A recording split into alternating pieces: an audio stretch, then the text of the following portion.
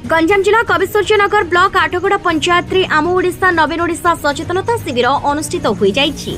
मुख्य अतिथि भाव में कविसूर्यनगर विधायिका लतिका प्रधान जोग देथिले। विधायिका पंचायत रे पहुंचिबा परे पुष्पगुच्छ दे स्वागत करा सहित विराट पटुआर रे सभास्थल को पाछुटी नेथिले अंचलवासी। एहा सहित सभा कार्यर शुभारंभ कर दीप प्रज्वलन करथिले विधायिका। आठगड़ पंचायत सरपंच प्रतिनिधि आदित्य त्रिपाठी तत्वावधान में आयोजित यह कार्यक्रम में उपाध्यक्ष वीरेन्द्र खटाई, सांसद प्रतिनिधि सत्यवान साहू, अतिरिक्त गोष्ठी उन्नयन अधिकारी समेत विभिन्न पंचायत सरपंच समिति सभ्य माने सम्मानित अतिथि भाव में जोगदे राज्य सरकार विभिन्न जनाभिमुखी योजना विषय लोकंको सचेतन कराइथिले। एही अवसर में आठगड़ पंचायत सरपंच छबिरानी त्रिपाठी, समिति सभ्या, पंचायत कार्यनिर्वाही अधिकारी, जीआरएस और समस्त ब्लॉक स्तरीय अधिकारी समेत सीआरपी, एमबीके, बहु महिला गोष्ठी और अंचलवासी उपस्थित रहिथिले।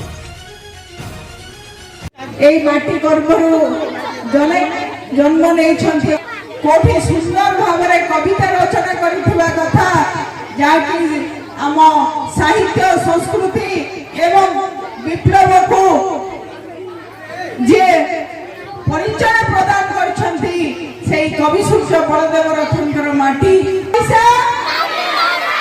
ଆମ ଓଡ଼ିଶା ମୁଁ ବ୍ୟକ୍ତିଗତ ଭାବରେ कहार ना नहीं पारि नहीं मंच। गंजाम रो संतोष कुमार स्वाई का रिपोर्ट उत्कल न्यूज।